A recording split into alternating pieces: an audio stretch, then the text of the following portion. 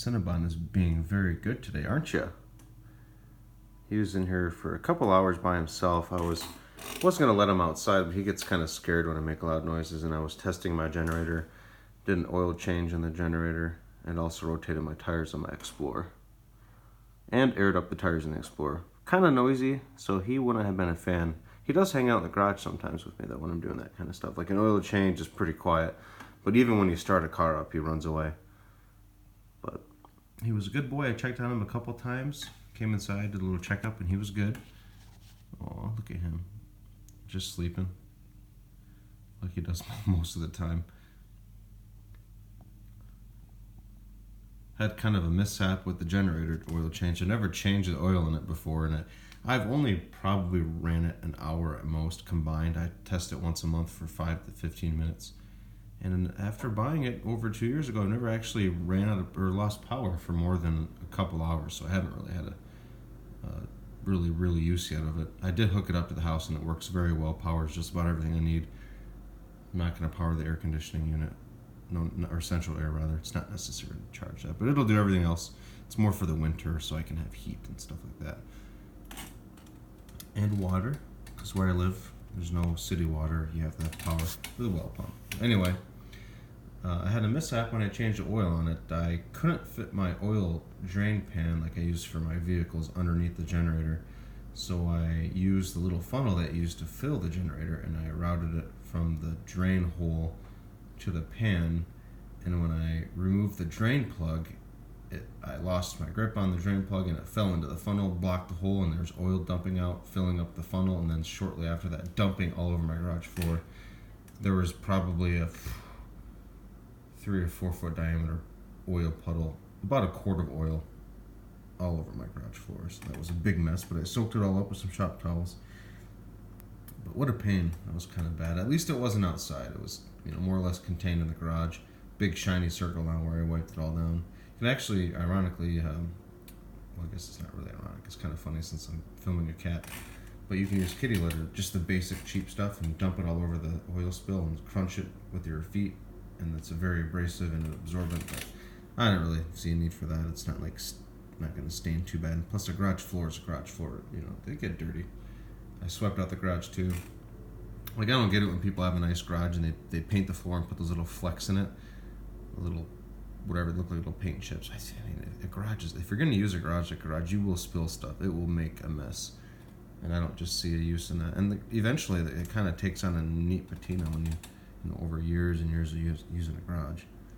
It's like, you're not going to, it's just like, it'd be like almost like making a really nice garage, like a living space, than working on your car, and you just feel like you just make a mess all the time. Can you imagine working on a motorcycle in this room?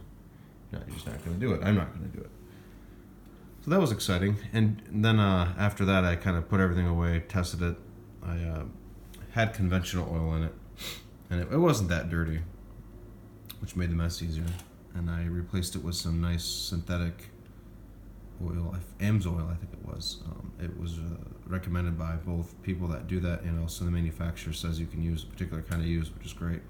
So I put some synthetic oil. Hopefully it lasts a little bit longer, and because I don't use it that often. The generator has not gotten much use.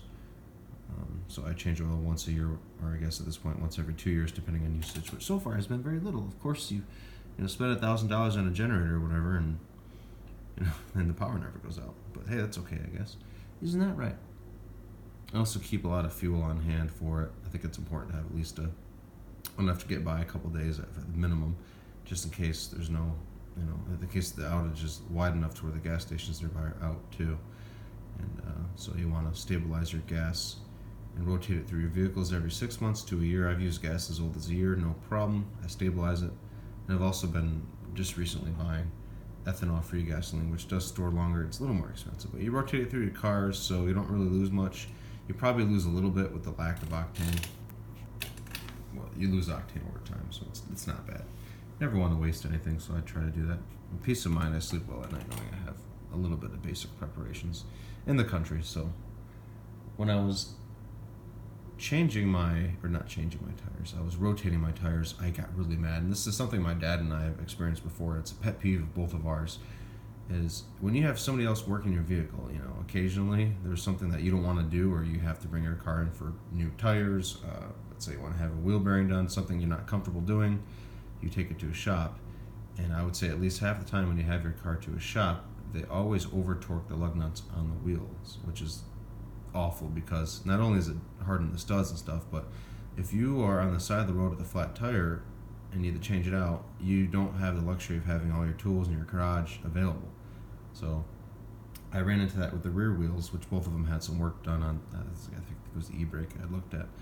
And the shop that I had done is a good shop, but they must have put on those lug nuts, I would say, at least 200 pounds, which is not easy. You cannot get that off. At least I don't have any air tools, but I had to use a 2-foot breaker bar to get those off. And that was not fun. I was pretty upset about that because that's just not cool. You're supposed to put them on around or on 100 foot-pounds. Isn't that right, buddy? I'm pretty good at doing it by hand.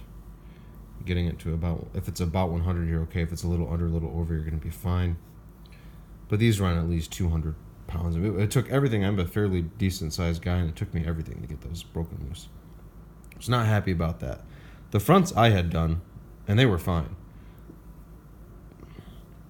I hate that.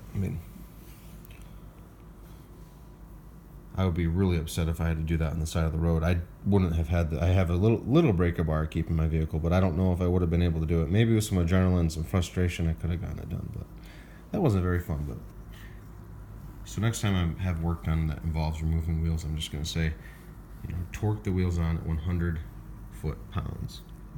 Oh, he's licking me. That's nice. So that's my rant for today. A little bit of automotive stuff again. It's really sunny out there. Maybe a little overcast.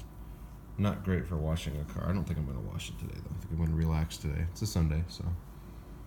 Plus, I have all the week of the first week of July off, so I can do that at my leisure.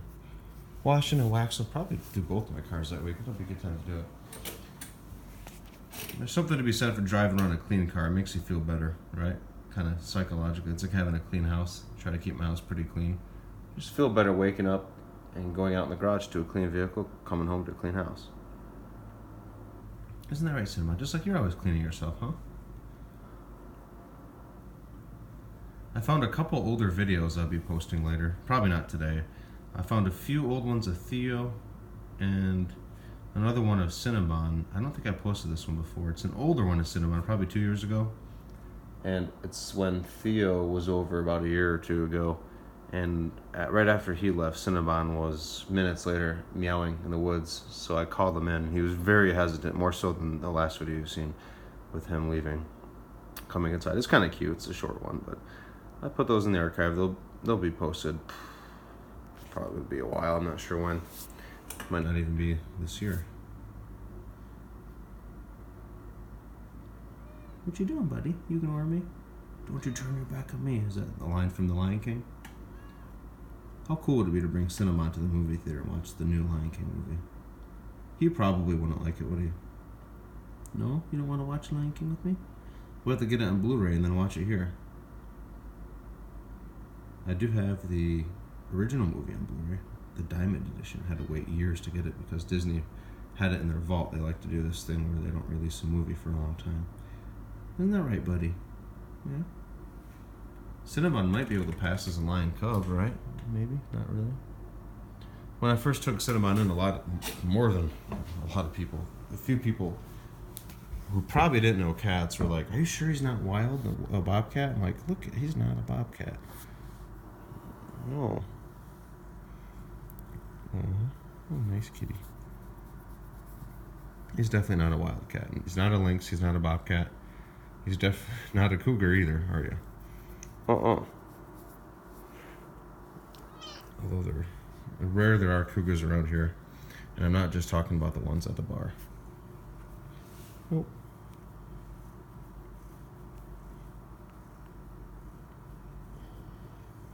Might be a couple of exotic pets. I know there are bobcats in this area, but they're not very common.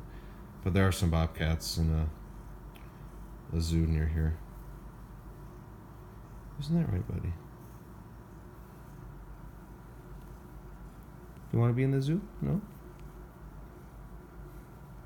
It's funny though. As a kid, I remember going to the zoo, the nearest huge city, or well, good-sized city, and they had a cat there that looked like a house cat. I don't know what it was called, but it looked just like a house cat. But I understand if you even try to pet those, they would just freak out, and they're a wild animal. But it looked just like a house cat. I'm like, this is really funny. I'm sure the animals at the zoo are a lot more tame. I mean, I'm sure there are people that can handle them that work at the zoo. But not me. Mm-mm. Well, that would be kind of fun working at a zoo. Isn't that right? Ooh. Well, I'll leave you alone so you can get some rest, okay? Get some shut-eye? Yeah? All right, I'll do that. I can tell when he's upset because when I pet him, when he follows my hand with his face, usually he'll give me like a little warning bite. Let's see, I'll do it real quick. Hey, buddy. Oh, no, he's not really doing it right now, but he does it sometimes to try to get a video one of these days. Well, thanks for watching. Thanks for listening to my vehicle and rant and how not to change oil in a generator. We'll talk to you later. Bye-bye.